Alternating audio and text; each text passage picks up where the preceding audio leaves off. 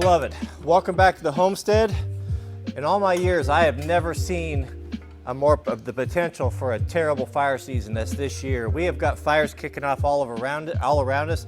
I was just checking my Kestrel. The probability of ignition today is 100%, and the RH is in the teens. Normally, I don't get my fire kit ready until well into next month. So today we're going to go through the main firebox, get all the tools ready, everything set up, and I'll bring you along for the prep for what could be a disastrous fire season. The scanner's been going off all day today. We've got fires just kicking off everywhere. It's unusual to have things this early. So we'll start with our fire tools. A lot of the tools that I have in the fire kit I take out and use for other things, not all. But so let's get started with those, and then we'll move into the power saws. I settled on 4 tools for my fire kit. From my experience, they work best in this area. 3 of these I think are made by Rogue. If you're tired of cheap hardware store tools that break and fail on you, I recommend Rogue. They're heavily used by wildland firefighters, and they make the very finest tools. Actually, if you look at that shape, you can see that they're made out of old recycled plow discs, or they used to be anyway. This is a timber rake. One thing that Rogue does is they have nice heavy-duty hickory handles, and they're long. So if you're a tall king like me, at 6'4", I have a hard time with those short tools. It just bends my back, breaks my back bending over all day. So having a long, like a 60-inch handle is ideal. Forest rake is number 1. A hoe. This is a garden hoe. This is not typically used in wildland firefighting, but this was my main tool when I was actively doing it, and I love this tool. Very good for grubbing. It's got a nice edge on it. A modified Pulaski. This is also made by Rogue. And then the classic, which is, this is not a shovel. Actually, the U.S. Forest Service calls this a fire tool. I was corrected one time by a hotshot. He said, that's not a shovel, it's a fire tool. And you'll see the difference is what quality. It's forged and the angle of it. Not made for stepping and digging, made for moving material. If you're going to invest in really high quality tools like the Rogues, you want to look after them. If you do look after them, they will last you a lifetime. I start with Scotch-Brite. Scotch-Brite, you can buy it by the case, you save a ton of money. And these sheets are so big, I'll typically just cut them in half. Cut them in half again, and then 1 for each tool. This is really good for knocking off the rust, any dirt, or any just stuff that collects on them. Because before we boil linseed oil them and put the protectant on there, we want to make sure that we got them nice and clean. These shovels are made in Ireland. I think the best ones are made in Ireland. They're all forged. They're not just cheap stamped steel like your True Value brands. These are lifetime shovels. You'll pay about $100 to $125 for one, but it will be the last shovel you ever buy. I prefer them over a regular shovel. I find the angle to be quite good. You can probably hear the radio. There's actually a second fire that's kicked off not more than about a half hour from here. Best to apply it with your hands. If you have the nice stuff that's actually boiled, I don't mind using my hands. The cheaper stuff you're going to get, like at True Value, it'll say boiled linseed oil, but it will actually have a drying agent or chemical in it. I don't know if that's good for you, so you might want to put some rubber gloves on. But I'll put a heavy coat on, coat it real good, and then we'll just let this sit here until we get through the other ones, and then we'll wipe off the excess, and then we'll go to the sharpening. So let's do the Pulaski here. Fire tools will usually be equipped with sheaths. The reason is that they're kept so sharp. And sometimes you have to have them in aircraft and you don't want them loose. This is I actually modified this from Rogue. I found it to be so heavy that I trimmed it down. I trimmed a lot of metal out of there, and I don't know, went a little crazy right there, but I got some weight out of it and it seems to be a little bit better now. One of my pastimes or hobbies, I'm always very interested in how the old timers used to work with hand tools and how they made them and little tips and tricks that they did. You have to remember that a hand tool like a crosscut saw, it had to be efficient, had to work with the body and be sharp because there was no they weren't mechanized. It's not like a chainsaw where it can be somewhat dull, and by giving a little more pressure, leaning on it a little bit, you can still get through it. When you're relying upon your own one-man power, it's got to be efficient. And something I noticed in old tools that they would do is they would put this cross hatching in.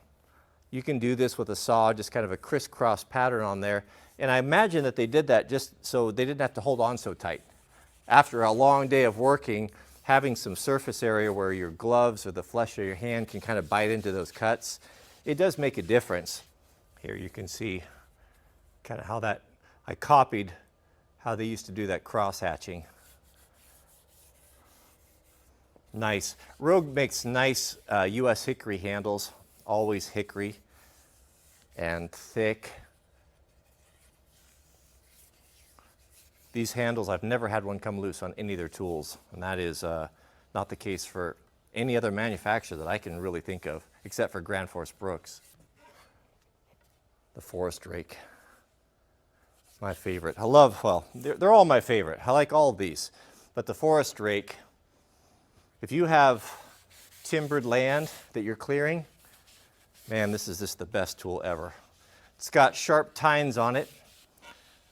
You can get a good swing like a pole axe, and you can chop through roots. You know how when you're using a rake and you're catching on roots and different things, and they're never strong enough to go through it, and they end up bending? Not this one. This one's actually got faceted tines. Those are chisel points, and look how thick that steel is. That's all 1/4 inch. You'll buy one of these once. You won't have to buy a second one. If you don't like that linseed oil on your hands, you can put on paper towel too.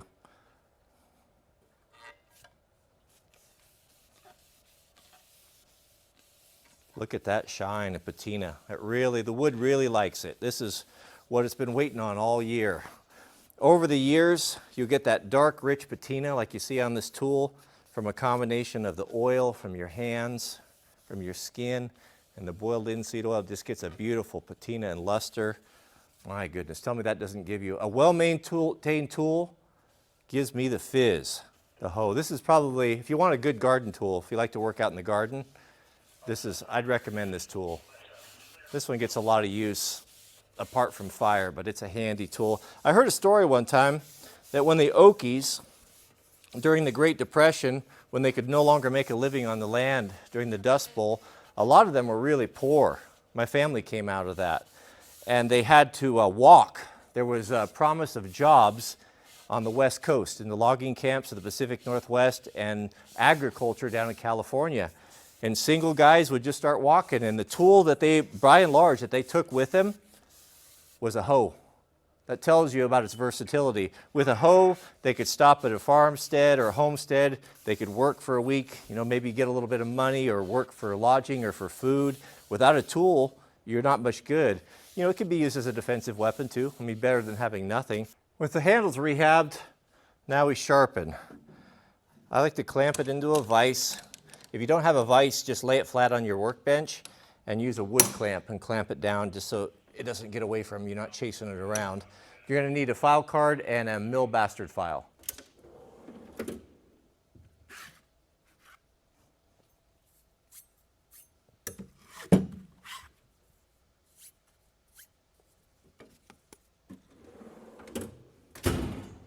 If you've never worked with a filed shovel, well, you're missing out because it cuts so much better, especially when you're cutting through sod. Now, the Forest Service teaches there's no point of sharpening a tool, or a fire tool like this or a shovel, any more than roughly the halfway point. This over here doesn't need to really be addressed too much. This is really your working end. So just file this to a pretty steep angle. You don't want it to be, if it's too thin like a knife, it will dull really quickly. You want a nice steep angle. Maybe not 45 degrees, but maybe 30 or so.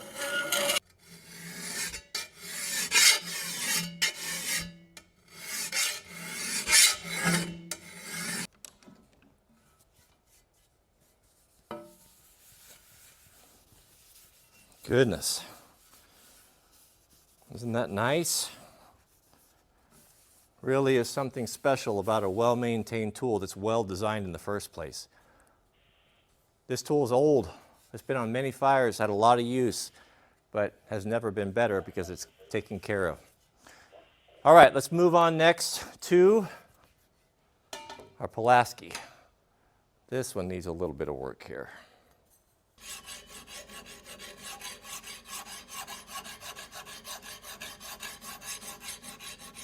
There's a lot kicking off today. You can hear helicopters in the air. The volunteer firefighters are running all over the place.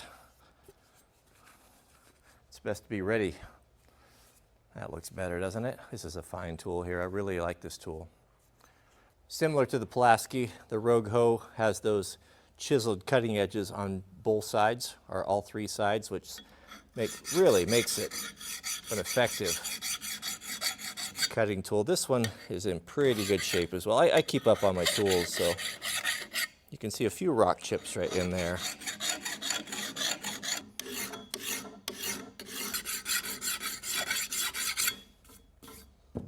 Looks very good.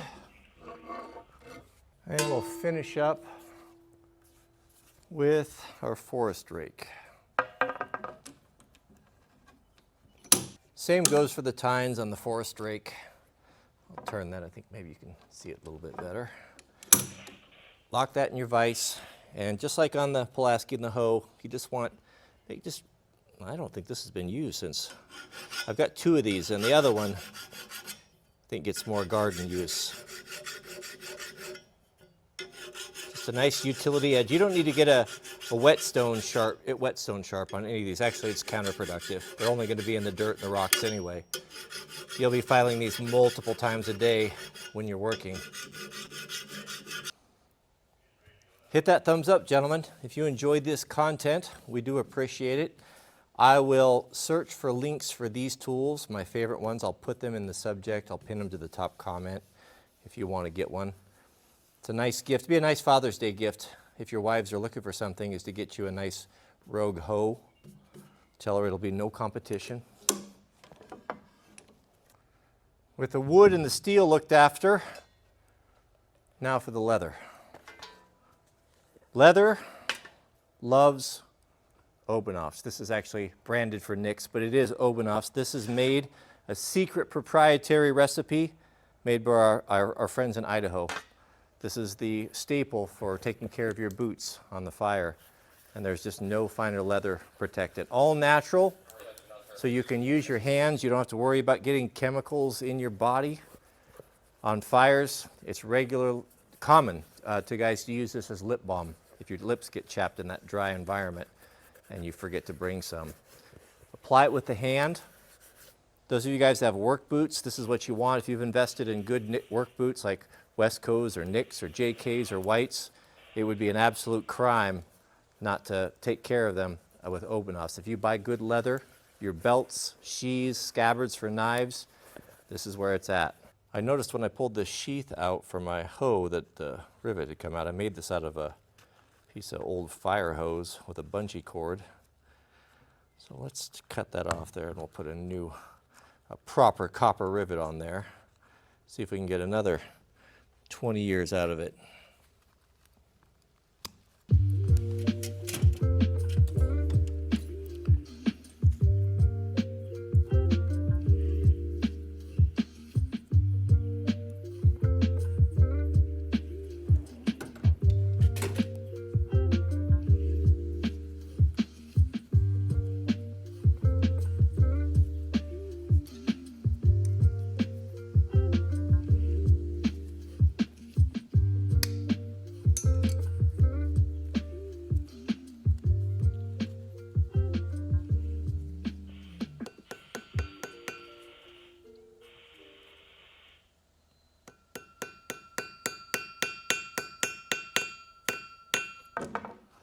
And no, gentlemen, this is not a rainbow. Do I look like a supporter of global homo?